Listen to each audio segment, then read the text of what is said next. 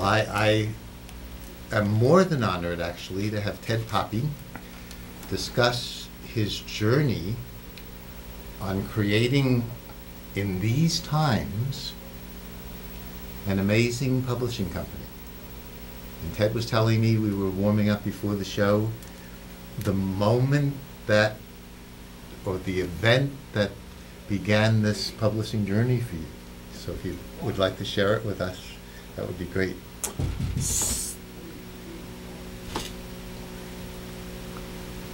Okay. So I guess the moment of inspiration for the publishing company itself came in the shower when the guides that have been guiding me for 25 years told me that I was to buy a publishing company and publish a particular book called The Inner Ramana. Prior to that, I had been looking for a publishing company to publish a children's book that a friend of mine had written called We Are One.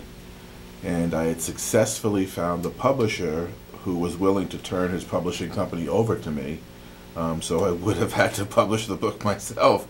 Now, interestingly enough, and this is part of the story that you hadn't heard yet, my friend Jennifer, who also has been doing this through following guidance, actually was in the yard one day, and she got a message from her guides that said, the publishing company that will publish your book is called Illumination Arts.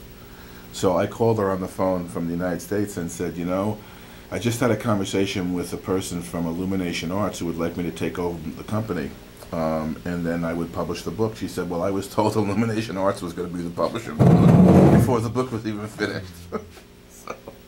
And you were sharing with me, because Ted is using words like he was told, you were sharing with me what those words mean to you. Okay. Yes.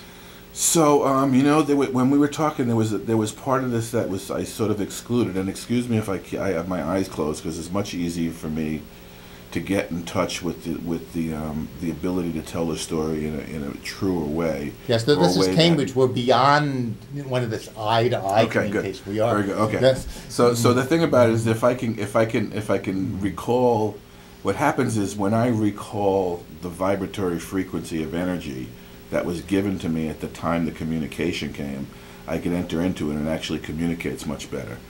So one of the things that I didn't say was, one of the ways that I get guidance is through vision.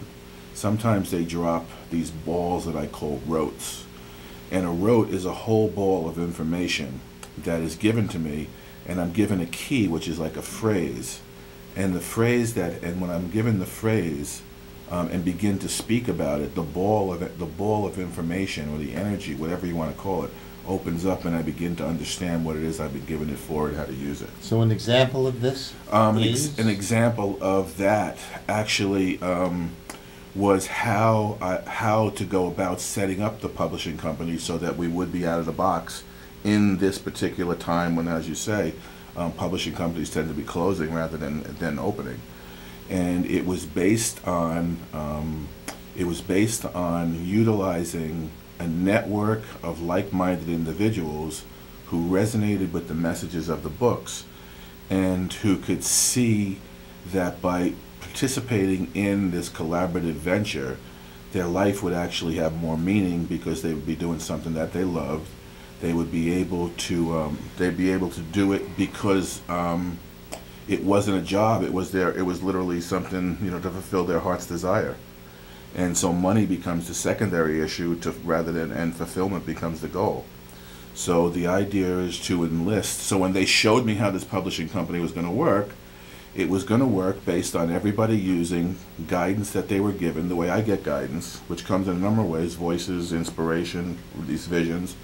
Everybody involved would come together based on the use of this guidance, and everybody's guidance would be honored in the manner by which the publishing company operated. So that people who were like-minded spiritually, not because they had the same practice, but because we had the same purpose, would begin to come together and be made manifest. And this network, this worldwide network of like-minded individuals who resonated with the messages of the books, would begin to function as a unit to make these messages available worldwide. So that came as a rote. It came as a single ball of energy, a single ball, let's say, that's dropped into my mind, And as I begin to recall the feeling of it, and I begin to use like the key phrase that they give me, it opens up and begins to expand. And the key phrase was? I don't really remember what the key phrase was, but I do remember it was about a collaborative publishing venture.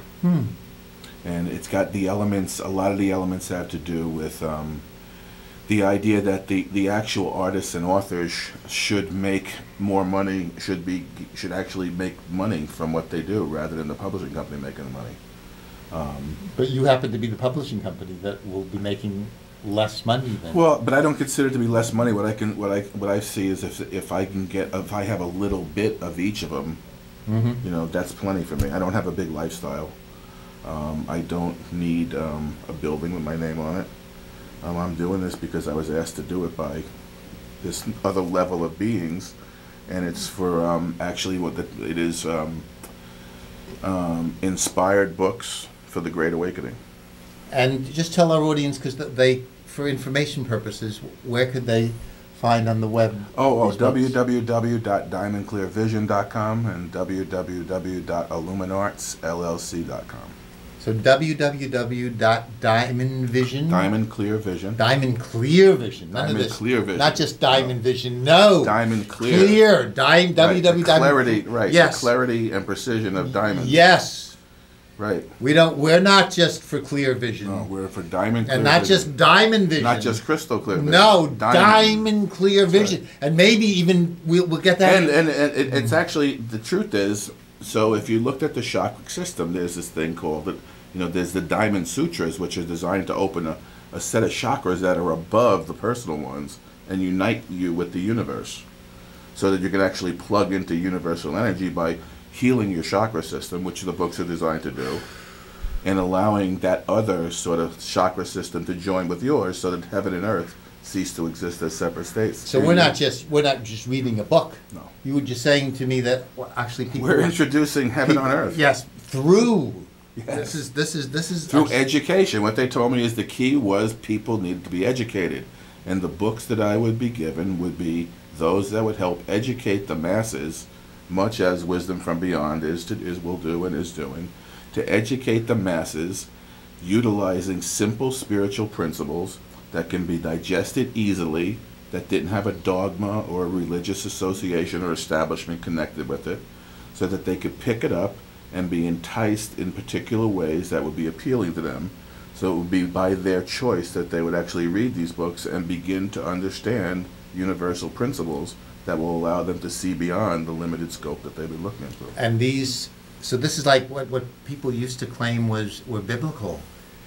I'm a prophet. Biblical. But you're a prophet allowing other people to be. Well, we all are. A prophet that's not going to be making much profit on this prophecy. No, my prophet actually is the joy of connecting with people. Right.